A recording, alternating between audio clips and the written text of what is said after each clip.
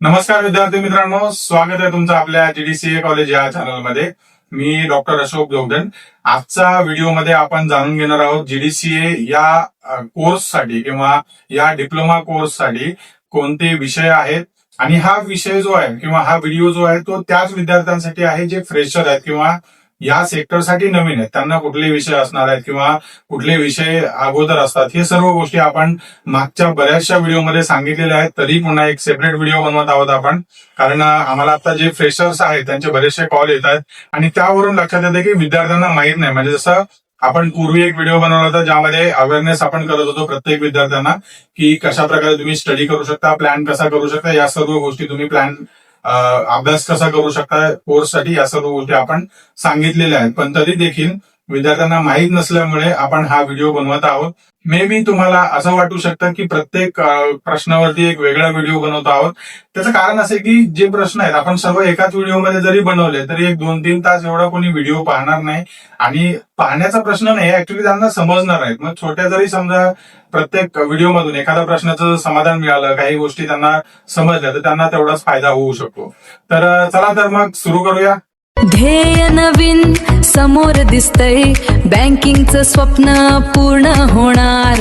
GDCA ची साथ जिंकायची ही वाट, यशाची गॅरंटी आता सुरुवात. जीडीसीए कॉलेज हो भविष्य उज्ज्वल, जीडीसीए कॉलेज मिळणार यश. सहकार आणि बँकिंग करिअर घडवा खास. जीडीसीए कॉलेज देत यशाचा विश्वास. तर जसं की तुम्हाला सर्वांना माहित आहे, ज्यांना माहित आहे त्यांच्यासाठी, पण जे लोक नवीन आहेत ज्यांना जीडीसीए बद्दल अजून जाणून घ्यायचं आहे अशा विद्यार्थ्यांसाठी जीडीसीए या कोर्समध्ये, जीडीसीए म्हणजे काय, government diploma in cooperation and accountancy, हा जो कोर्स आहे हा महाराष्ट्र शासनाचा कोर्स आहे. कोऑपरेटिव्ह खात्याअंतर्गत चालवला जातो. यामध्ये 6 विषय असतात. 6 पैकी कोणता विषय महत्वाचा आहे हा पण आपण पाहणार आहोत. कशा प्रकारे असतात यामध्ये. पहिला विषय आहे सीएचएम म्हणजेच कोऑपरेटिव्ह हाऊसिंग सोसायटी मॅनेजमेंट. दुसरा विषय असतो अकाउंट्स. तिसरा विषय आहे ऑडिट. चौथा विषय आहे हिस्ट्री, प्रिन्सिपल अँड मॅनेजमेंट. 5वा विषय आहे लॉ. आणि 6वा शेवटचा विषय आहे बँकिंग. अशा प्रकारे 6 विषय आहेत. हे सर्व विषय अशाच प्रकारे असतात, स्टेप बाय स्टेप. एका दिवशी 2 पेपर याप्रमाणे परीक्षा होते यांची. आता या सर्व विषयांपासून किंवा याचा अभ्यास कसा करायचा याचा सर्व गोष्टी आपण देणारच आहोत पुढेही. पण ज्यांना अभ्यास करायचा आहे, वैयक्तिक अभ्यास करायचा किंवा सेल्फ स्टडी करायचा आहे, अशा विद्यार्थ्यांसाठी हे जे विषय आहेत त्या विषयावरतीच प्रश्न असतात.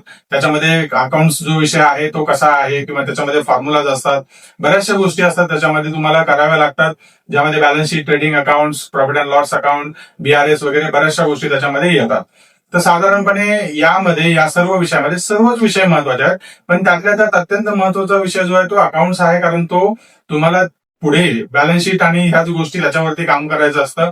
दुसरा जो विषय आहे तो लॉचा विषय आहे. लॉ मध्ये काही कलम असतात, ते सर्व कलम तुम्हाला लक्षात ठेवावे लागतात. अत्यंत महत्वाचे असतात ते कलम, जेणेकरून तुम्ही इमिडिएटली त्या गोष्टीवरती ऍक्शन घेऊ शकता किंवा करू शकता, किंवा ज्यावेळेस तुम्ही ऑडिटर व्हाल त्यावेळेस, सर्टिफाईड ऑडिटर व्हाल त्यावेळेस. यामध्ये तुम्हाला कुठलाच विषय असा नाही की तो कमी महत्वाचा आहे किंवा जास्त महत्वाचा आहे, असा अजिबात नाही. पण त्यातल्या त्यात तुम्ही अकाउंट्स हा विषय अत्यंत महत्वाचा असतो. जसं मी सांगितलं की तुम्हाला बॅलन्स शीट वगैरे तयार करायला लागते.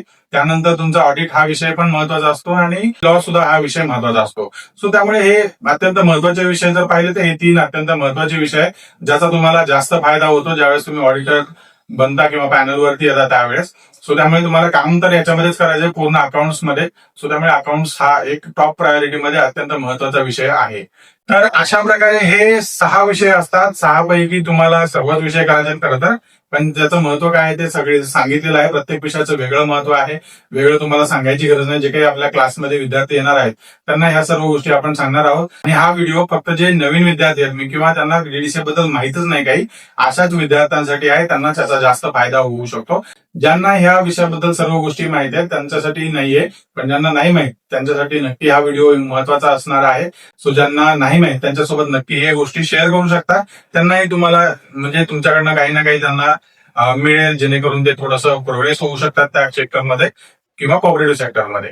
आय होप तुम्हाला ही माहिती आवडली असेल आणि हा जर व्हिडिओ तुमच्यासाठी उपयुक्त वाटत असेल तर कृपया लाईक करा आणि शेअर करा अशा विद्यार्थ्यांसोबत जे जीडीसीए सेक्टर किंवा कोऑपरेटिव्ह सेक्टरमध्ये नवीन आहेत किंवा येऊ इच्छित आहेत आणि त्यांना जीडीसीए या कोर्स बद्दल अधिक माहिती जाणून घ्यायची आहे आणि त्यातले कोर्सेस किंवा याच्यामध्ये सब्जेक्ट काय काय आहेत हे जाणून घ्यायचंय, कुठला सब्जेक्ट अत्यंत महत्वाचा आहे, या सर्व गोष्टी जाणून घ्यायच्या. त्यांच्यासाठी हा अत्यंत उपयुक्त व्हिडिओ ठरू शकतो. आणि जीडीसीए कॉलेजच्या अन्य कोर्सेस बद्दल अधिक माहिती जाणून घेण्यासाठी कृपया कॉल करा, ज्यामध्ये ओपन स्कूलिंग कोर्सेस आहेत, 10वी 12वी आहे, डिस्टन्स मध्ये काही कोर्सेस आहेत, एमबीए आहे, ग्रॅज्युएशन कोर्सेस आहेत, ऑनलाईन कोर्सेस आहेत, ज्यामध्ये नॅक अक्रेडिटेड विद्यापीठातून कोर्सेस असतात. ते सर्व गोष्टी आपण तुम्हाला देऊ शकतो. दुसरी महत्वाची गोष्ट अशी आहे की जे वर्किंग प्रोफेशनल आहेत त्यांच्यासाठी एमबीए जे आहे ते पण आहे आपल्याकडे पुणे विद्यापीठाचं, ज्यामध्ये MBA HR, MBA finance, MBA operation, MBA supply chain आणि एमबीए मार्केटिंग अशा 5 स्पेशलायझेशन मध्ये आपल्याकडे एमबीए आहे. ज्यांना करायचे त्यांनी नक्की संपर्क साधून पुढची प्रोसेस काय आहे, कशा प्रकारे करता येऊ शकते याची नक्की माहिती घेऊ शकता. आणि 28 ही शेवटची तारीख आहे ऍटमा रजिस्ट्रेशनसाठी. ज्यांना करायचे त्यांनी रजिस्ट्रेशन करून घ्या आणि व्यवस्थित एक्झाम देण्यासाठी किंवा एक्झामसाठी प्रिपरेशन करू शकता. पुण्यातले लोक आहेत, पुण्यातलं सेंटर मिळेल.